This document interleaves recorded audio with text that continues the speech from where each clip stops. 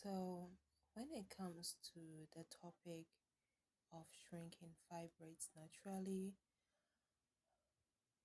I can say I have done a lot. I have done a lot. Let me mention some of the things I did. I did castor oil packs. Yes, I did them. I would use them 4 days straight, then pause for 4 days, and then continue another 4 days. Sometimes too, I would alternate, like I do today, tomorrow I don't. The next day I apply the castor oil packs. I was doing that. When you're looking for solutions to shrink them without surgery, uh you tend to read a lot. So yeah, I was reading a lot, I was watching a lot of YouTube videos, checking the comment sections. What have people been doing? What have people stopped doing? So I had a whole plan that I followed for, I would like to say, years.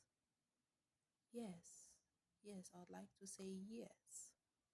I followed it for years. I was taking dandelion root capsules to help my liver get rid of excess estrogen. No sugar. I avoided carbs. I did my 10,000 steps. What else did I do? Green tea, turmeric, apple cider vinegar and baking soda. I did everything. About the turmeric, the thing that helped me though with the turmeric was sometimes I'll be feeling vibrations in my womb. I'm very sure it was caused by the fibroids, but then when I took turmeric, it stopped. Yeah. Yes, I took turmeric with black pepper, of course. And later I went to turmeric and black pepper supplement. Um, I did so much. I did so much. Plant-based diet, Daniel fast. I did so much, and the thing is, I believed it was working because my periods became lighter, no pain, everything was very, very manageable. Because I remember I used to have very terrible um cramps and pain during my period because of the fibroids. But all these things stopped. All these things stopped when I started doing all those. Yes, and juicing. I did a lot of juicing. Yeah, beetroot, blackstrap, molasses, ginger, carrots, and some teas, oregano tea, uh, hibiscus, raspberry leaf. I did so much, and my symptoms disappeared. I was less bloated, pain free menstruation, and everything. So I actually thought everything was fine. So this was how it went. I think I was diagnosed with fibroids. I think that was 2020, and there were two. There were two fibroids. One was, I think, 2 centimeters, and the other one was 4 centimeters. Cool, cool. Nothing, though, of course, I was panicking. I was panicking because I was single. I was scared. Will I have babies? After that time, I didn't really understand how this whole thing works. Yeah, that was 2020. So yeah, I was doing everything I'm supposed to do, and the bloating reduced, everything became better. So I thought I was fine. Then fast forward 5 years later, I got pregnant, and during the scans they were like, "Oh, yeah, you have fibroids. You have about five." So it was like, oh wow, 5. Wow, okay.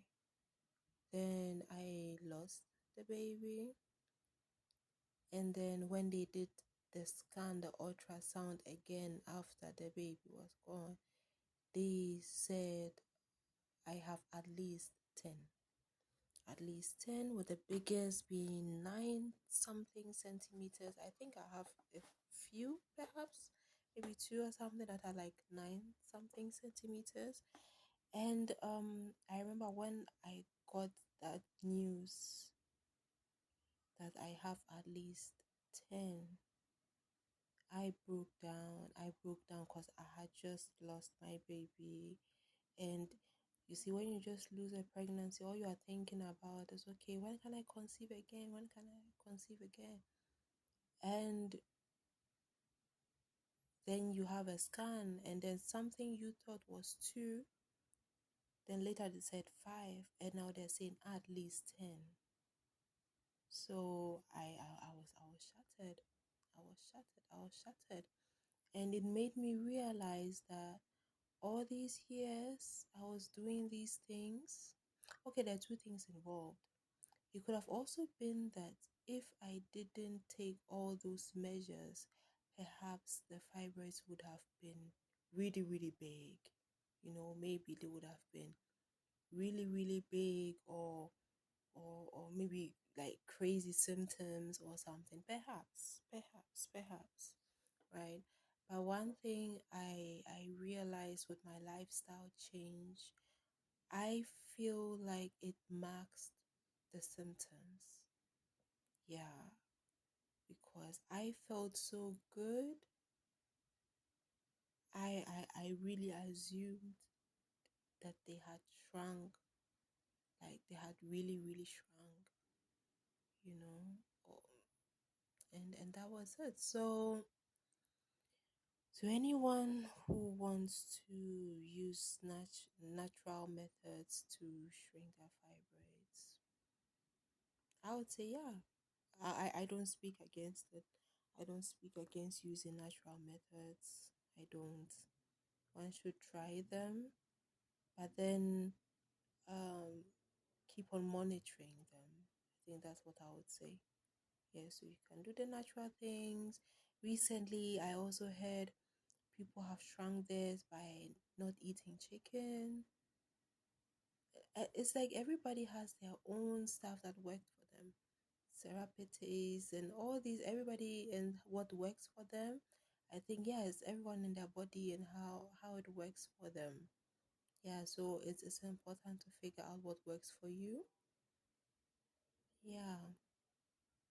So if you're on the journey of shrinking it naturally, yeah, I wish you all the best. Just that keep an eye on them. And then I remember there was this lady from the village who wanted to give me some herbal medicine. She even sent it to me, and it was like the bark of some trees, and she swore by it that it will shrink my fibroids and all that.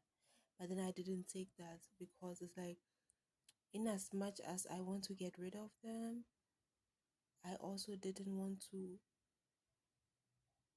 drink any concoctions made from random tree barks. You see, I would have drank it if maybe there would have been someone who could testify that, oh yeah, I drank this and it helped me. But I didn't have anyone like that. And I the lady was from the village. I also didn't know how much she even understands about this whole topic. She could have also just trying to give me something for, I don't know, tummy ache or something. So I didn't take it. Yeah. So here I am now. And the thing is, I believe and I wish that that I could have my children without the surgery. I really wish and I really pray for that as well. It's part of my prayers because I've seen women who have been able to give birth without undergoing surgery, and I want to be part of those women. Yeah, I really want to be part of those women.